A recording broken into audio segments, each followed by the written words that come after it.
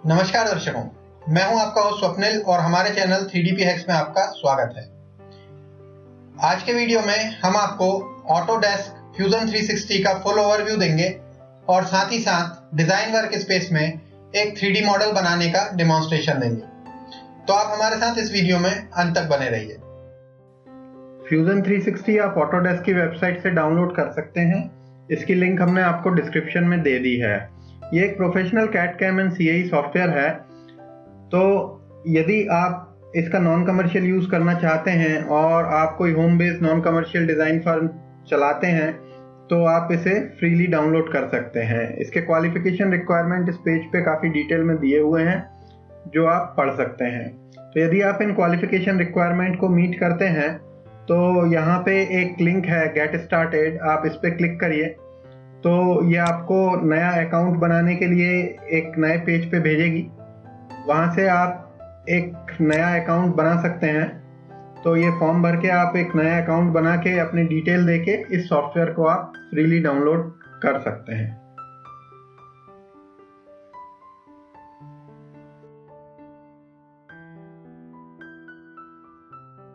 Fusion 360 एक CAD cam CAE software है जो आपको एक ही सॉफ्टवेयर के अंदर डिफरेंट वर्क स्पेसेस प्रोवाइड करता है। यहाँ से आप वर्क स्पेसेस सेलेक्ट कर सकते हैं। इसका मेन वर्क स्पेस होता है डिजाइन वर्क स्पेस, जिसमें आप पार्ट्स और असेंबलीज की मैकेनिकल डिजाइन कर सकते हैं। फिर आता है जनरेटिव डिजाइन, जिसमें आप पार्ट्स को गिवन कंस्ट्रेंट के हिसाब से ऑप्टिमाइज कर सकते हैं। रेंडर वर्क स्पेस में आप किसी भी पार्ट की रियलिस्टिक इमेजेस क्रिएट कर सकते हैं और ये प्रेजेंटेशन पर्पस के लिए यूज होता है। फिर आता है एनिमेशन वर्क स्पेस। इसमें आप किसी भी पार्ट असेंबलीज की एक्सप्लोडेड व्यूज या वो असेंबली कैसे काम करती हैं उसके एनिमेशंस क्रिएट कर सकते हैं। फिर आता है simulation work space. Simulation work space में आपको बेसिक FEA कैपेबिलिटीज मिलती हैं। इसमें आप स्ट्रेस एनालिसिस, थर्मल एनालिसिस वगैरह कर सकते हैं। फिर आता है मैन्युफैक्चरिंग वर्क स्पेस। इसमें आप basically tool path, G codes वगैरह जनरेट कर सकते हैं, CNC कोड्स जनरेट कर सकते हैं। ये कैम प्रोग्राम है। उसके बाद आता है ड्राइंग वर्क स्पेस। ये एक 2D ड्राफ्टिंग के लिए फीचर है जिसमें आप किसी भी पार्ट की manufacturing drawing, 2D drawings create कर सकते हैं। अब डिजाइन वर्क स्पेस में टूल बार को एक बार देख लेते हैं। तो इस टूल बार के मेन सेक्शन होते हैं। एक तो ये क्रिएट सेक्शन, जिसमें आपको क्रिएट रिलेटेड कमांड मिलती हैं, जैसे कि स्केच, जिसमें आप 2D स्केच क्रिएट कर सकते हैं या फिर आप कोई फीचर ऐड कर सकते हैं जैसे कि एक्सट्रूड या रिवॉल्व, या फिर आप कोई होल क्रिएट कर सकते हैं। जब आप डाउन एरो क्लिक करेंगे तो आपको इसके सारे ऑप्शंस यहाँ पे दिख जाएंगे। सिमिलरली जब आप कोई बॉडी क्रिएट कर लेते हैं और आप उसमें कुछ मॉडिफाई करना चाहते हैं तो आप इस सेक्शन का उपयोग कर सकते हैं। ये मॉडिफाई सेक्शन है। जैसे कि यदि आप कोई फिलेट बनाना चाहते हैं तो आपको इस कमांड को यूज करना पड़ेगा। आप दो बॉडीज को कंबाइन करना चाहते हैं तो आपको इस कमांड को यूज करना पड़ेगा। फिर आता है असेंबली कमांड, जिसमें आप दो पार्ट्स के बीच में डिफरेंट जॉइंट्स एस्टेब्लिश कर सकते हैं और उन जॉइंट्स को आप ड्राइव कर सकते हैं। फिर आती है आपकी एक कंस्ट्रक्शन रिलेटेड कमांड, जिसमें आप कोई भी कंस्ट्रक्शन फीचर बना सकते हैं, जैसे कोई भी एक्सेस या प्लेन जहां पे आप कोई स्केच बनाएंगे। फिर आपकी आती हैं इंस्पेक्शन रिलेटेड कमांड, जहां पे आप मेजर कर सकते हैं, आप इंटरफेरेंसेस चेक कर सकते हैं, आप सेक्शन एनालिसिस कर सकते हैं, आप ये देख सकते हैं कहाँ पे सेंटर ऑफ मास है। बेसिकली आपको सारी इंफॉर्मेशन आपकी डिजाइन के बारे में प्रोवाइड करता है। फिर आता है इंसर्ट। इंसर्ट में आप एक्सटर्नल ड्राइंग्स या मैश आप इंसर्ट कर सकते हैं। फिर आता है सेलेक्ट। सेलेक्ट में बेसिकली आप सिलेक्शन फिल्टर कॉन्फ़िगर कर सकते हैं, जैसे कि आपको विंडो के बेस पे सिलेक्शन करना है या फ्री फॉर्म में सिलेक्शन करना है, या आपको केवल फेसेस सेलेक्ट करना है, या आपको सॉलिड बॉडी सेलेक्ट करना है। ये सब आप इसमें कर सकते हैं। 3D मॉडलिंग में आप सॉलिड मॉडलिंग कर सकते हैं। इसमें आप सरफेस मॉडलिंग यहाँ से कर सकते हैं, या फिर आप शीट मेटल की मॉडलिंग भी कर सकते हैं।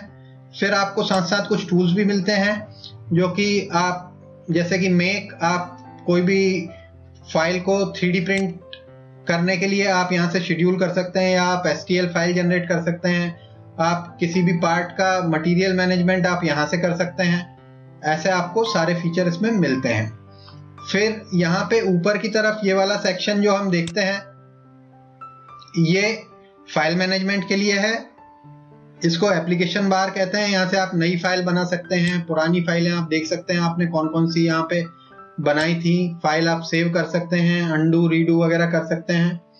यहाँ राइट साइड में ऊपर आपको आपका प्रोफाइल दिख जाता है। यहाँ से आप अपना ऑटोडेस्क अकाउंट मैनेज कर सकते हैं, प्रेफरेंसेस सेट कर सकते हैं, और आप यहाँ से हेल्प वगैरह देख सकते हैं। तो ऐसे आपको कुछ फीचर्स यहाँ पे मिलते हैं। फिर यहाँ राइट साइड में आपको मिलता है एक व्यू क्यूब। व्यू क्यूब से बेसिकली आप व्यू सेट कर सकते हैं। आपको टॉप व्यू इसका देखना है, या आपको आइसोमेट्रिक व्यू देखना है, या आपको फ्रंट व्यू देखना है, ये सब आप यहाँ से व्यू क्यूब से सेट कर सकते हैं। लेफ्ट साइड में आपको ब्राउजर मिलता है। जैसे जैसे आप डिजाइन बनाते हैं, ब्राउजर में आपके ऑब्जेक्ट ऐड होते जाते हैं। जैसे फॉर एग्जांपल यहाँ पे मैंने एक टॉरस बनाया हुआ है जो कि एक 3D सॉलिड बॉडी है, तो उसके लिए मुझे यहाँ पे ऑब्जेक्ट ब्राउजर में एक बॉडी यहाँ पे नजर आ रही है। यहाँ पे मैं बॉडी की विजिबिलिटी सेट कर सकता हूँ। तो ये सब फीचर यहाँ पे होते हैं। फिर नीचे आप देखेंगे तो नीचे आपको एक टाइमलाइन दिखती है। फ्यूजन 360 एक पैरामेट्रिक डिजाइन सॉफ्टवेयर है, तो आप किसी भी स्टेज पे जाके अपनी डिजाइन चेंज कर सकते हैं। तो यहाँ पे टाइमलाइन बेसिकली आपको हिस्ट्री ट्री क्रिएट करता है। तो जैसे सपोज मैंने यहाँ एक टॉरस क्रिएट किया, तो आपको यहाँ टॉरस दिख रहा है। अब मैं अगर इसको चेंज करना चाहता हूँ तो मैं इस पर डबल क्लिक करूंगा, यहाँ पे मेरा एडिट का डायलॉग बॉक्स ओपन हो गया। मैं टॉरस का डायमीटर सपोज 10 कर दूंगा, तो यहाँ पे ये चेंज हो गया। तो ये कहलाता है पैरामेट्रिक मॉडलिंग। आप कभी भी डिजाइन की किसी भी स्टेज पे आप चेंजेस कर सकते हैं, वो चेंजेस आपके पार्ट में होमोजेनसली रिफ्लेक्ट हो जाते हैं। नीचे यहाँ पे आपको मिलती है एक नेविगेशन टूल बार। एक इसमें है ये ऑर्बिट कमांड, जिससे आप बेसिकली इसको घुमा के देख सकते हैं। फिर आपको एक लोकेट मिलता है, जिसमें कि आप इसको सामने से देखना हो या जिधर से भी देखना हो उधर से आप इसे देख सकते हैं। पेन कमांड मिलती है, आप इसको आगे पीछे कर सकते हैं। जूम से आप इसको जूम कर सकते हैं, बड़ा छोटा। यहाँ पे आपको जूम टू फिट का ऑप्शन मिलता है, जूम टू विंडो का ऑप्शन मिलता है। यहाँ पे आप डिस्प्ले सेटिंग सेट कर सकते हैं, बेसिकली विजुअल स्टाइल आपको अगर सपोज कैसी रखनी है वो आप यहाँ से सब रख सकते हैं। फिर यहाँ से आप ग्रिड वगैरह ऑन कर सकते हैं। जैसे अगर मैं ये ऑन कर दूं तो ग्रिड ऑन हो जाएगी, तो ग्रिड ऑफ कर सकते हैं। ये व्यू पोर्ट के लिए है। जैसे मैं मल्टीपल व्यू सेलेक्ट करूंगा तो मेरे को इसके चारों व्यू दिख जाएंगे। ये इसका आइसोमेट्रिक व्यू हो गया, ये इसका फ्रंट व्यू हो गया, टॉप व्यू हो गया, साइड व्यू हो गया, इस तरह से। तो इससे मैं व्यू पोर्ट वगैरह सेट कर सकता हूँ। तो ये इसका बेसिकली एक ओवरव्यू है, जो कि इसके आपको इंटरफेस का ओवरव्यू देता है। अब अगले हिस्से में हम एक पार्ट बना के आपको डिमॉन्स्ट्रेट करेंगे कि इसमें 3D मॉडलिंग कैसे काम करती है।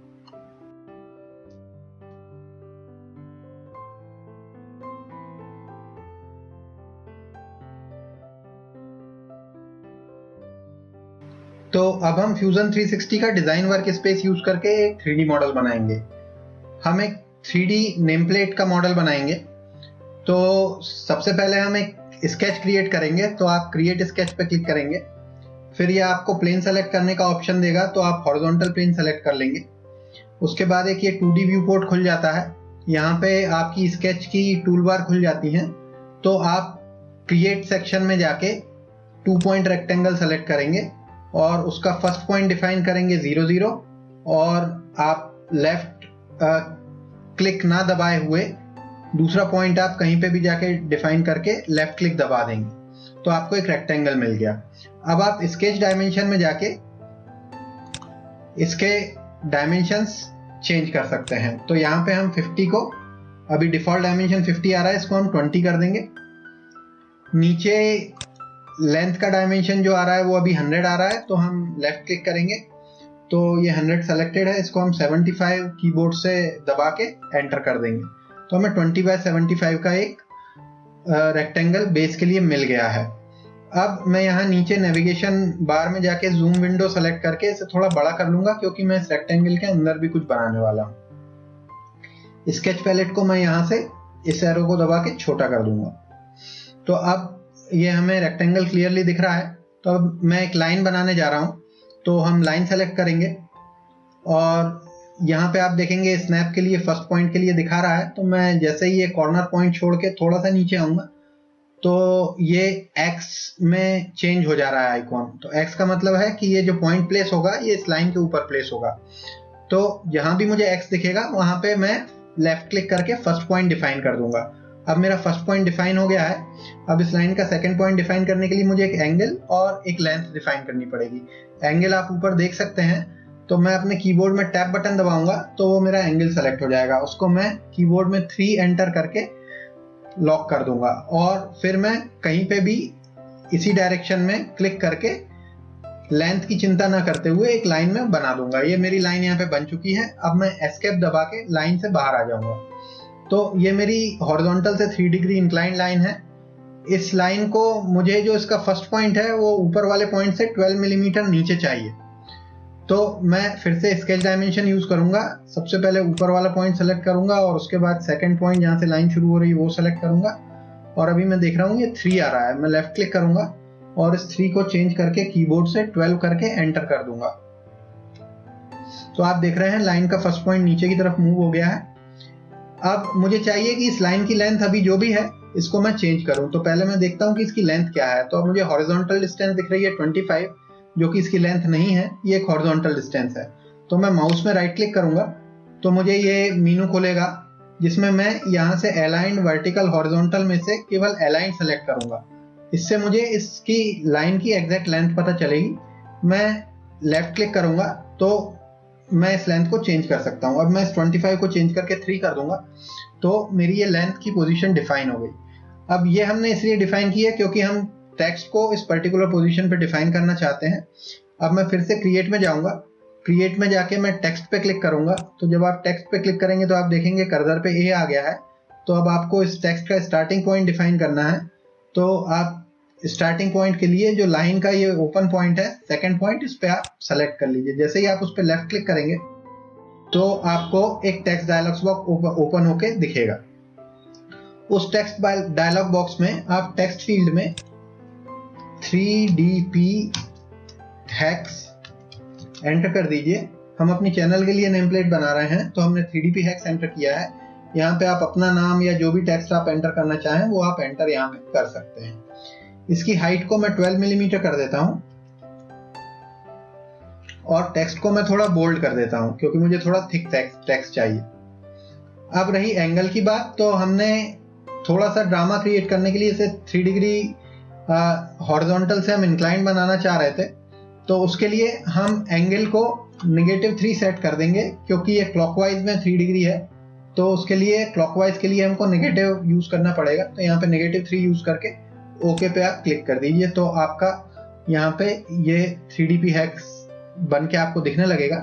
अब एक काम और करेंगे कि इस नेम प्लेट के हम नहीं चाहते कि ये शार्प कॉर्नर हो, तो इन कॉर्नर को हम फिलेट कर देते हैं। फिलेट के लिए हम मॉडिफाई में जाके ये फिलेट वाला ऑप्शन सेलेक्ट करेंगे और चारों कॉर्नर को एक एक करके हम सेलेक्ट कर लेंगे। बीच में जो ये वार्निंग दे रहा है इसको हम अवॉइड कर देंगे।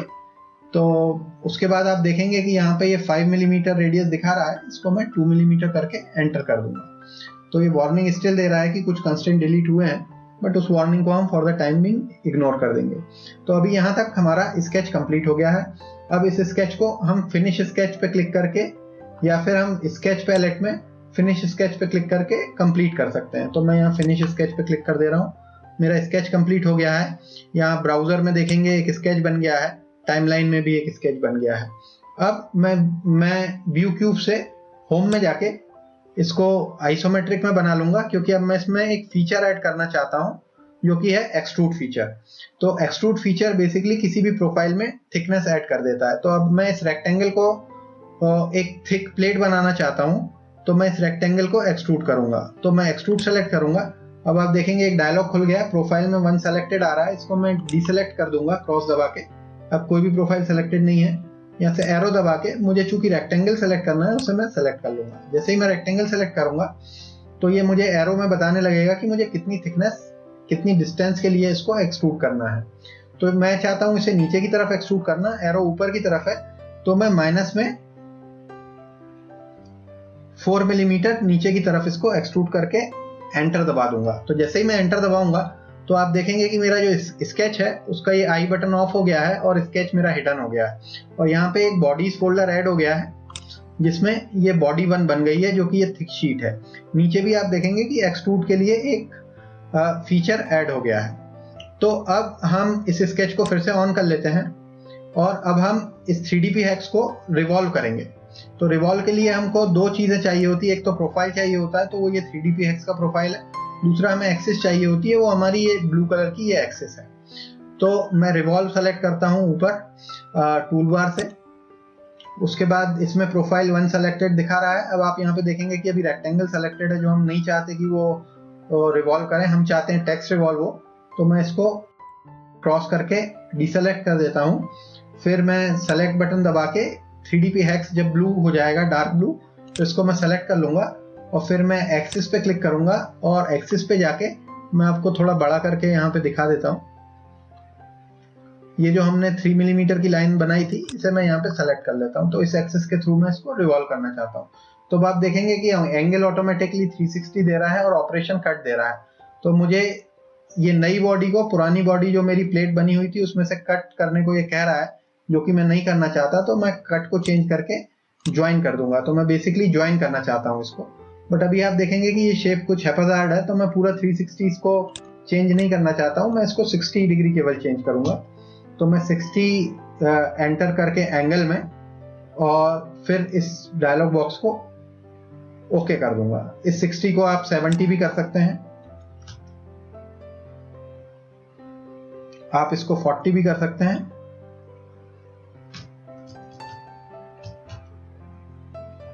तो ये आपके ऊपर है कि आप इसको कैसे करना चाहते हैं। तो मैं इसको 60 कर देता हूं। 60 करके मैं इसको ओके कर देता हूं। तो ये मेरी नेम प्लेट बन गई। अब मैं देख रहा हूं कि यहाँ पे एक और फीचर रिवॉल्व ऐड हो गया है। बॉडी सेम टू सेम है क्योंकि मैंने ज्वाइन ऑप्शन सेलेक्ट किया था।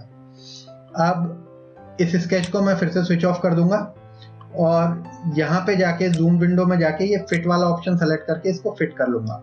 तो ये मेरी नेम प्लेट यहाँ पे बन चुकी है। अब मैं इसमें एक फीचर और ऐड करूंगा। मैं मॉडिफाई में जाऊंगा और चैम्फर सेलेक्ट करके ऊपर की एज को सेलेक्ट करूंगा। देखूंगा यहाँ टेंजेंट चेन ऑन है और एक चैम्फर डिस्टेंस 1.2 मिलीमीटर मैं देके इसको ओके कर दूंगा। तो यहाँ पे मेरी ये नेम प्लेट कंप्लीट हो गई है। अब इस नेम प्लेट को 3D प्रिंट करने के लिए मैं यहाँ पे ब्राउजर में जाके बॉडी को सेलेक्ट करूंगा, राइट क्लिक करूंगा, सेव एज STL में क्लिक करूंगा। तो ये मेरा डायलॉग ओपन हो जाएगा। रिफाइनमेंट में जनरली छोटे प्रिंट्स के लिए हाई रखता हूँ। Send to 3D print utility को मैं ऑफ कर दूंगा। ये ब्लू कलर है, मतलब ये ऑलरेडी सेलेक्टेड है। अब मैं ओके पे क्लिक कर देता हूँ। तो मेरा डायलॉग बॉक्स ओपन हो जाता है कि मैं कहाँ इसे सेव करना चाहता हूँ। तो फिलहाल मैं इसे यहीं पे इसी लोकेशन पे सेव करना चाहता हूँ। मैं बॉडी 1 की जगह इसका नाम दे दूंगा नेम प्लेट और मैं इसे सेव कर दूंगा। तो इस तरह से आप कोई भी मॉडल फ्यूजन 360 में डिजाइन वर्क स्पेस में बना सकते हैं और उसे आप STL फाइल को 3D प्रिंटिंग के लिए एक्सपोर्ट कर सकते हैं।